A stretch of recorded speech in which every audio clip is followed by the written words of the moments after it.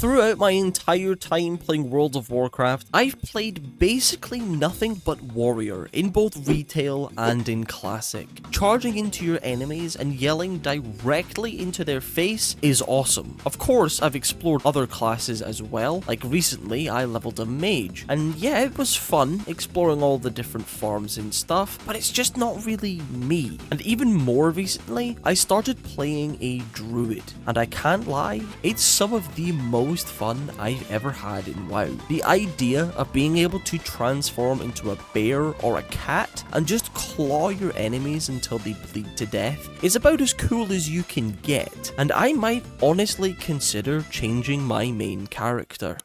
Before we get started, I would like to say that we are getting very close to 5,000 subscribers, which is absolutely insane, so any help is appreciated. It costs you nothing and it means the world to me.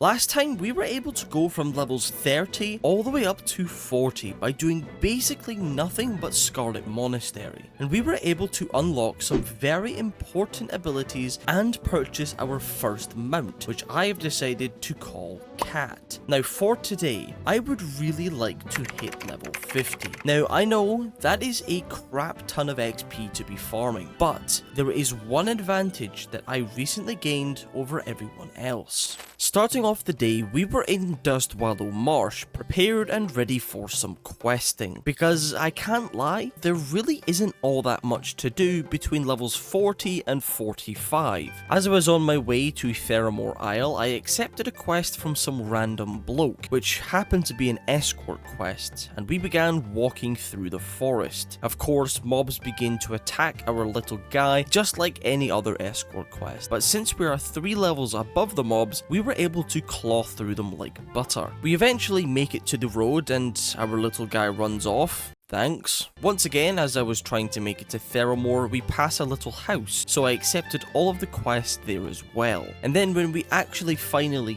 did make it into Theramore, I of course made sure to grab every quest that I could there, and got stuck straight into completing them by first running up the shore to hunt for turtles, because we needed to kill them and rip out 8 of their tongues. How lovely. We also stopped off at this little island that was absolutely filled with murlocs in order to take their heads, which unfortunately ended up them swarming me and killing me. Classic. After, I headed up to the back of the zone to kill a load of spiders so that I could steal 50 of their eyes, which wasn't too difficult considering they are spiders. Now that's when I came across a bit of a funny quest, where all you have to do is turn in a random crafted weapon. I mean, I got to know what this is about. I have to know what the reward is, right? And it was a little bit of a pricey item, which kind of got my hopes up for what the reward could be. So I excitedly made my way over to the mailbox to pick up the weapon and return to the quest giver, and the reward might as well have been nothing. With Dustwallow Marsh now completed and finished, I once again had to go through my very limited XP options, and I went with Stranglethorn Vale. Now I wasn't too happy about having to quest here. I mean, I do like the zone, but I'd already done a lot of quests here previously, and I mean, fair enough, there was a little bit more to do here than I had originally thought there was. I started off with this troll killing quest where we just need to kill these trolls and take 18 of their tusks, which was a little bit harder than I thought it would be since there was quite a few parties of horde going around, but we did get it done in the end. I then headed up all the way to the north part of the zone onto this little island where loads of these water elementals are going about, and we have to kill them in order to collect bracers. And since this was on a secluded island, I was unbothered by any horde parties, so I was able to get it done nice and quickly. And lastly, for Stranglethorn Vale, I headed back south to do a nice and simple quest of killing 10 pirates and picking up a couple of charts. And that was it for Stranglethorn Vale. So with 2 zones done, I was now level 41 and we could maybe start to think about running a dungeon or 2. And I decided that I would go for some Razorfen Downs runs. So I quickly grabbed all the quests that I could and began making my way towards the dungeon. It didn't take long for me to find a group to run it with, and we got stuck straight into clearing our way to the first boss. Now at this point, I have done this dungeon quite a few times. Every single character I've created so far, I've ended up running this dungeon at least a couple times. And this dungeon route still confuses the hell out of me. For some reason, we skipped over the first boss and went straight to Mordresh the Fire Eye. I've always quite liked this boss. One big skeleton on the big pile of bones that he's been using to reanimate his minions. Pretty cool. We continue our way through the dungeon, clearing any and all mobs in our path until we get to the next boss, Glutton. Now he actually does have the chance to drop the only piece of loot that we are interested in, and that is of course the flesh hide shoulders. And luckily for us, it actually does drop, but unfortunately the other druid is the one to receive them. Feeling a little disappointed about the loot, we continue on our journey, clearing pack after pack up this rock in the center of the dungeon until we reach the final boss, Amnanar. Now again, he doesn't drop anything that we particularly care about, but we still kill him for the XP and quest completion.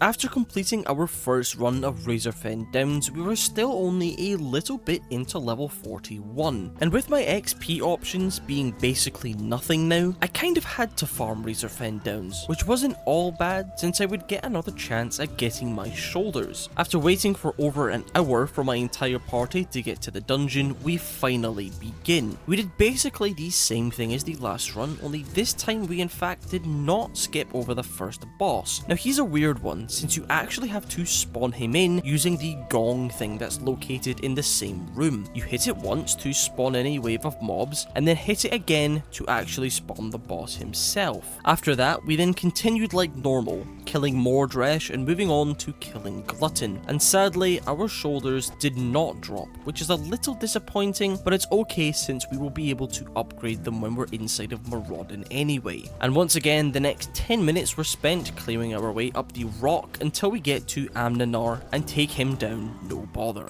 After we were done with the second run, I really didn't feel like going back into the dungeon for a third time. So whilst I was in Darnassus updating my alchemy recipes, I had a quick look at my map and I noticed that I still had a couple of unfinished quests in Desolace, so I eagerly began making my way there. Now granted, there was not a massive amount of quests that I could get done, but there was a couple, and at this point, I was getting desperate. I first headed to the east to grab this quest that I left out last time, where we need to swim across to this little Naga-filled island, and I'm now realizing that I really need to get myself aquatic form. Now, I feel bad for what happened because there were two guys waiting to kill the mob, and my intention was to leave it, but it aggroed onto me for some reason, so I kind of had to kill it. Now, I do feel bad, not really, but kinda. I then went further south towards Maraudon and attempted to do the escort quest, but ended up dying due to the patrol of 3 mobs aggroing onto me, so I decided just to skip it. And that was it for Desolace. A single quest, and I was so desperate for XP that I went back to Razorfen Downs. Now we did the exact same things as the last runs. Killed Tutankash, Mordresh, then Glutton, who once again did not drop my shoulders. And then of course, lastly was Amnanar. Now after the third RFD run, I was sick of it. I really just didn't want to do it anymore. And this is the point where I stopped playing my druid for a few days because I left to record my most recent video about the 350 mob Maraudon boost. By the way, if you haven't watched that, then go do that. There's also the full length video and the playlist, so feel free to check those out after this video. The point is, I now know how to do the most insane, hardest, and most broken farm in the game. So instead of struggling through the next few levels, I decided to boost Cat a bit. Now, I'm not going into detail about the farm in this video, but basically we start at this Hydra here and run through the entire dungeon, fire blasting and counterspelling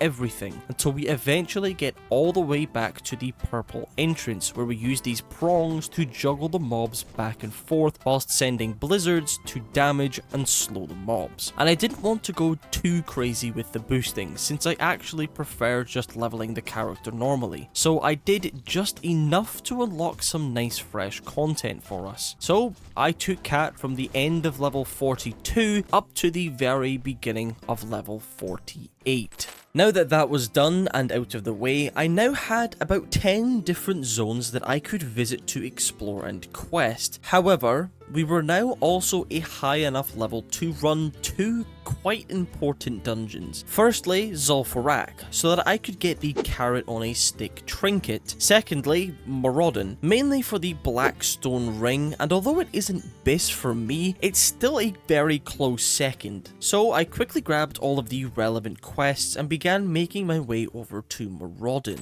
Now I was a little bit late, so my party had already started clearing a little bit, but that's no big deal. Now this run we were actually running with what I assume was a fresh 60 mage, who was after the nature resistance items, obviously so that they could learn the Maraudon boost too. We make it to the first boss, Noxian, who we obliterate quite quickly, and luckily for the mage, he does get one of his 2 needed trinkets. Not long after Noxian, we make it to the second boss, Razorlash. Now, this plant does have the chance to drop the pair of shoulders that are even better than the BFD ones. But of course, I once again lose my shoulders to the tank. We continue our way through the slime portion of the dungeon on our way to the purple side in order to take out Lord Viletongue. Now I've always quite liked him, because at a first glance he's just a regular boss standing in his room. But when you actually pull him, 2 mobs pop out of stealth to attack you, and I just think that's a nice little thing. We then run back the way we came through these slime pools to Celebrus the Cursed, and he can drop another item that the mage will want, the Drove Keeper's Cape, offering 12 stamina and 10 nature resistance. Now luckily for him, he does get it. We then start making our way to the last section of the dungeon, and possibly one of the most aesthetically pleasing parts of any dungeon in the game. I mean,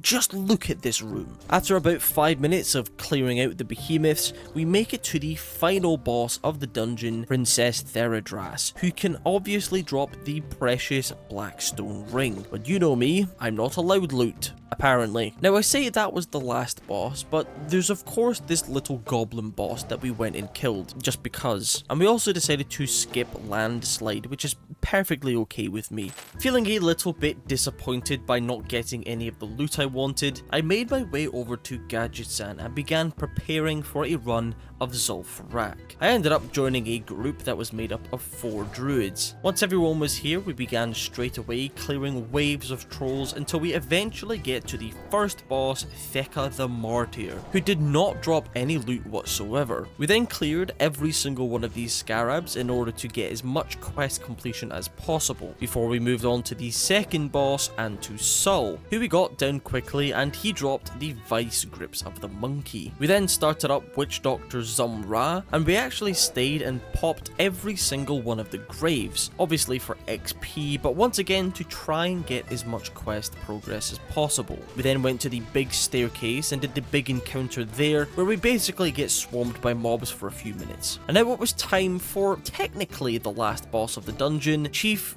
Ukroz Sandscalp, who dropped Ripsaw. Now there is one more boss, and that is of course Gazrilla, and we need to kill him in order to complete the quest that would give us the carrot on a stick trinket. Sadly though, no one in our group had the mallet to spawn him in, but we did actually go all the way around the dungeon, killing every troll in sight for the quest, which was pretty cool since I got to see parts of the dungeons that I hadn't seen before. Once we were done with our first run, I of course stayed for another, just for another go at getting the quest done. We did basically the exact same things as the last run, killing Theka, Antusol, Zum'Ra, Staircase, then Sandscalp. And then of course, the big reveal was that no one had the mallet. Bit unfortunate, but to be honest, I wasn't too bothered. It is what it is. Plus, doing this second run got us to level 49 and allowed us to complete all of the remaining quests. And that was it for Zul'Farrak. I didn't feel like going back in again, but what I did feel like doing was having another go at Blackstone Ring, which might have turned out to be